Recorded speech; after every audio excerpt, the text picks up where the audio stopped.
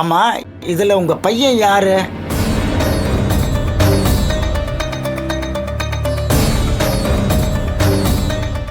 ஓ, அவர் இன்னும் வரலையா? இல்ல அவர் தான் பூஜை சாமான்லாம் வாங்கிட்டு வர்றாரா?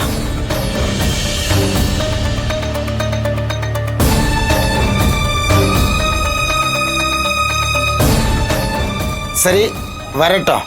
நீங்க முதல்ல அன்னதானத்துக்கு வேண்டிய ஏற்பாடெல்லாம் பண்ணுங்க. இன்னைக்கு ரொம்ப விசேஷமான நாள். உங்க பையன் நீண்ட ஆயுளோட ஆரோக்கியமான சுகத்தோட 100 வருஷம் நல்லா இருப்பாரு.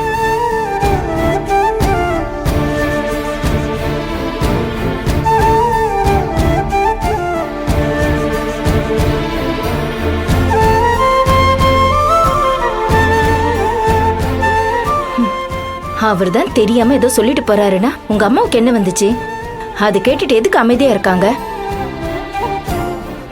உங்க அண்ணன் இல்ல தவறிட்டாருன்னு சொல்றதுக்கு வாய் வருதா பாருங்க.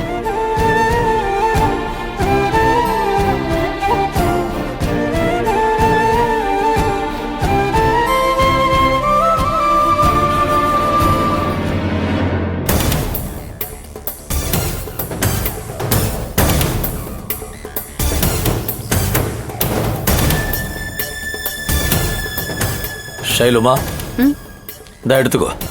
இந்தா. எனக்கு தான் நம்பிக்கை இல்லைன்னு சொல்லிட்டான்ல. கோயிலுக்குள்ள இருந்தல அப்படி சொல்லக்கூடாதுமா. இரு, நானே வச்சு விடுறேன்.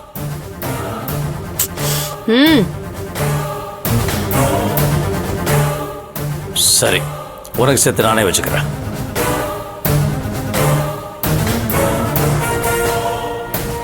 சரி, போலாமா? வா. அடடா, நீங்க இன்னும் கோவில்ல தான் இருக்கீங்களா? நல்லதா போச்சு. என்னய்யா, ஏதாவது விசேஷ பூஜை இருக்கா? இல்ல, அதை விட விசேஷமானது ஒண்ணு. இப்பதான் யாரோ ஒரு அம்மா அவங்க பையனுக்கு பிறந்த நாளுன்ட்டு அன்னதானம் கொடுக்க போறாங்க. ஓ, அன்னதானம் பண்றது மட்டும் புண்ணியம் இல்ல, அதை வாங்கி சாப்பிட்றதுக்கும் கொடுப்பனம் வேணும். நீங்க போறப்ப வாங்கி சாப்பிட்டுட்டு போங்க. சரி ஐயா, சாப்பிடுறோம். என்னது அன்னதானமா? எங்களை பார்த்தா எப்படி தெரியுது? அன்னதானத்துல உட்காந்து சாப்பிடுற மாதிரி தெரியுதா? நாங்கெல்லாம் 5 ஸ்டார் ஹோட்டல்ல சாப்பிடுறவங்க. என்ன பார்த்து வரிசையில நின்னு யாரோ போடுற சாப்பாடு பிச்சை மாதிரி வாங்கி சாப்பிட சொல்றீங்க? அம்மா, நான் உங்க வசதியை குறைச்சி சொல்லலம்மா. சரி, நீங்களும் கோவிலுக்கு ஒரு வேண்டுதலா வந்திருப்பீங்க. உங்களுக்கு ஒரு நல்ல பலன் கிடைக்கணும்னு நல்ல எண்ணத்துல சொன்னேன். அத பிச்சைன்னு கொச்சையா சொல்லாதீங்கம்மா. அது கடவுள் பிரசாதம். அது கிடைக்கிறதுக்குன்னு ஒரு பிராப்தம் இருக்கணும். உங்ககிட்ட இருக்கிற காசு பணத்தை மட்டும் வச்சு எதையும் சாதிக்க முடியும். நமக்கு ஒரு விஷயம் நல்லா முடியணும்னா நாம பண்ண புண்ணியமும் நமக்கு துணை இருக்கணுமா. ஒரு விஷயம் எனக்கு கிடைக்கணும்னா அதுக்கு என்ன பண்ணணும்னு எனக்கு தெரியும். இந்த முட்டாள்தனமான விஷயத்துல எனக்கு நம்பிக்கை இல்ல.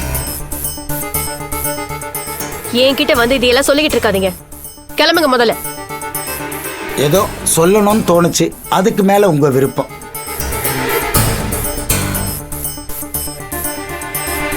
என்ன பேசிட்டு போறாரு பாருங்க டாடி. இதுக்குதான் இந்த மாதிரி இடத்துக்கெல்லாம் நான் வர்றதே இல்ல. அந்த சாப்பாட்டை சாப்பிட நமக்கு தகுதி இல்லைன்னு சொல்லிட்டு போறாரு. அவருக்கு என்ன தெரியும்? நான் நினைச்சா எத்தனை பேருக்கு வேணாலும் சோறு போட முடியும். சரிம்மா, நீ டென்ஷன் ஆகாத. அவருக்கு தெரிஞ்சதை சொல்லிட்டு போறாரு. கொஞ்ச நேரம் வெயிட் பண்ண. கற்பனை பார்த்துட்டு வரேன். ரொம்ப துடிப்பானவன், நமக்கு துணையா இருப்பான். வெயிட் பண்ண.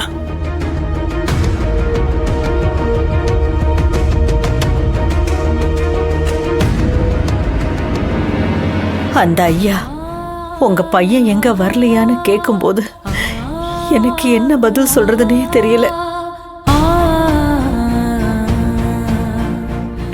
என்னால அவன் இல்லைன்னு சொல்றதுக்கு வாயே வரல. அவன் 100 வருஷம் வாழ்வான்னு சொல்லும்போது அது உண்மை இல்லைன்னு தெரிஞ்சும் அவர் சொல்றது பலிச்சிராதான்னு ஒரு சின்ன நப்பாசம் மனசுக்குள்ள இருந்துச்சு.